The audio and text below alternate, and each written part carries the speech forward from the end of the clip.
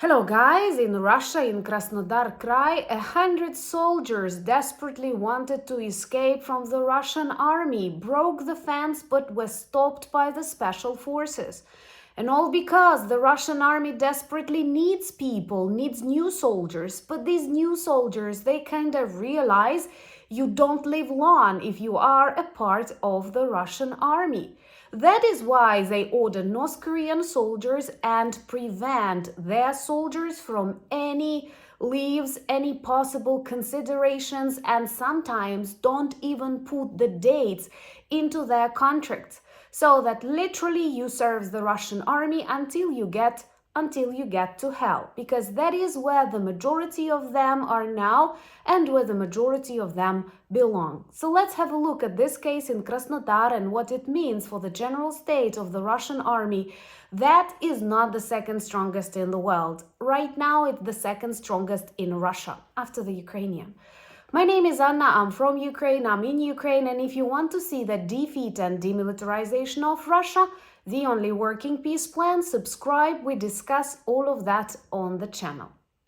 According to the news available everywhere, including inside Russia, 100 of the Russian soldiers tried to escape the Russian army, their location on the military unit in Krasnodar, broke the fence, left all of their weapons inside and simply wanted to run away, but were stopped by special forces. And since recently, these various police military forces surround all of the Russian army locations because there are more and more soldiers that want to escape the Russian army, or how do you call it?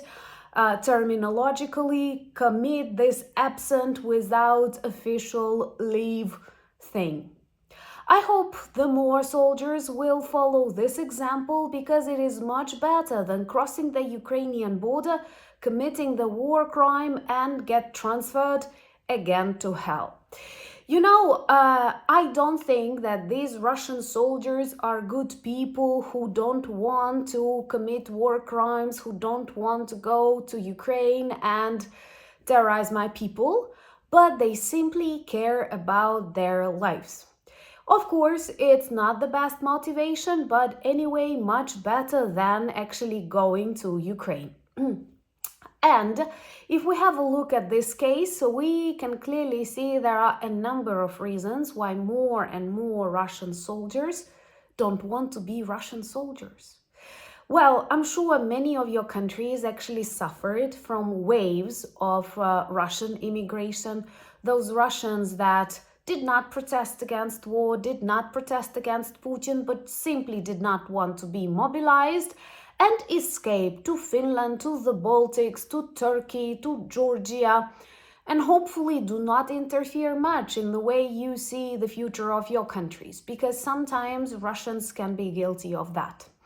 But those who remained, and especially right now the youth, they feel more and more pressure from the state to get conscripted. You know that this year Putin announced a new spring mobilization wave, and it is larger than all before 2011.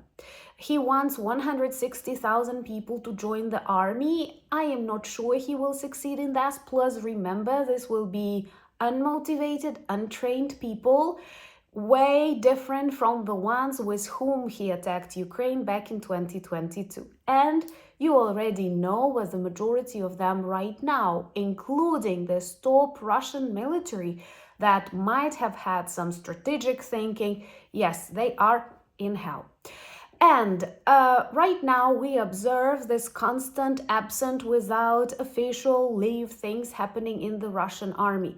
There is statistics which demonstrates how many of them escape from various military units, but perhaps this recent case in Krasnodar with 100 trying to save their lives is one of the most unusual. Subscribe to see the collapse of the Kremlin, it is coming. And share these videos if you share my opinion. So let's try to think, why do these Russian soldiers try to escape the fate? No, not because they are kind people and they care about the Ukrainian lives, But first of all, because they know the real losses inside the Russian army. We keep the statistics, soon that will reach 1 million, and they know it. Even if they hide it from media, people who serve in the army, they have access to the real figures, and this does not seem very motivating. I am sure they also know about the war crimes committed by their comrades, and I am not sure how they feel about that.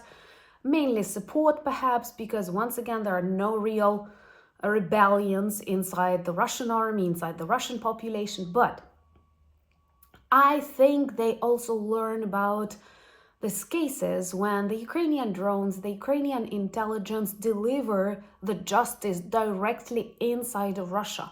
For example, something that we delivered to Kursk region and Ivanovo region to the ballistic missile brigades after they committed a war crime in Sumy with a double tap. So they learn that they can be neutralized, they can be punished even inside Russia, and I'm not sure they want this kind of fate too.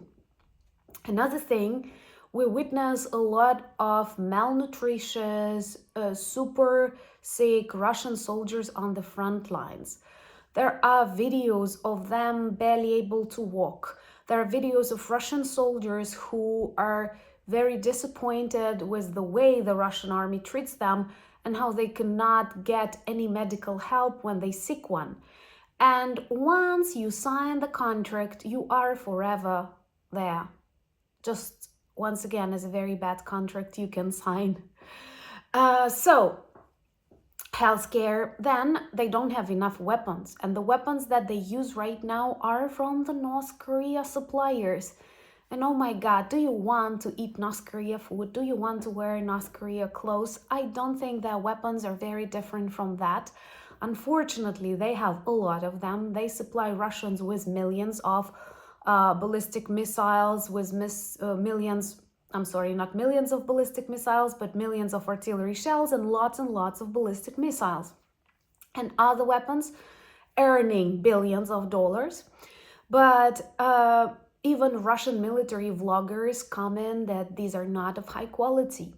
And Russians run out of the modern weapons. They use old Soviet crap. Once again, this does not work very motivating.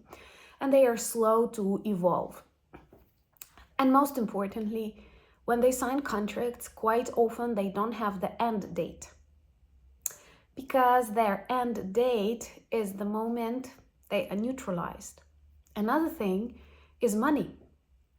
Many Russian soldiers joined these looting brigades because they wanted to get money. Russia is a very poor country. It's the largest country in the world, but it is also very underdeveloped. It has lots of empty territories. It has lots of very depressive regions, actually the majority of its territory. And lots of people living these miserable lives, constantly drinking, were looking for money. And this desperate Russian army offered them money and they signed contracts. But right now, with a Russian economy on the brink of the collapse, and now Donald Trump won't make it to save Russia, just as he keeps bankrupting himself, he will destroy global economy, and this way he will destroy Russia because Russia does not have any cushion to save it. And with this inflation, with growing interest rates, it turns out that the money that Russian soldiers earn, they lose their value with each day, and something that seemed like a good sum back in 2022 is not worth it in 2025. And I hope more and more Russian soldiers will escape from the Russian army. And actually, they have a lot of things to fight for inside Russia. There are so many things they need to change, starting from the Kremlin coupling. But we don't have to think that these are good people who object against war. No, these are people who are afraid. These are people who have seen the reality of the Russian army. And these are people who simply want to survive. Anyway, I don't mind, because every Russian soldier actually has a chance to live his life with his family inside the legitimate borders of his country. The moment they cross the Ukrainian border, they do become war criminals, invaders, and deserve justice. Remember to subscribe to my new channel, and here is a new video where I answer a very important question, especially in the context of Easter. Do we feel joy in the times of the big war? And if we do we feel guilty? That's the question that you kept asking me, and I have decided to answer it. And oh my God, I think there are lots of very personal and very important things that I share with you on the channel, so do check this video. Join me on X, join me on Instagram, join me on Threads, Blue Sky, and Discord. Check our merch shop for lots of good items that work well as reminders and conversation starters about Ukraine. Thank you so much for buying me coffees, becoming my patrons and sponsors of the channel. Thank you so much for being friends of mine and being friends of Ukraine, and Slava Ukraini!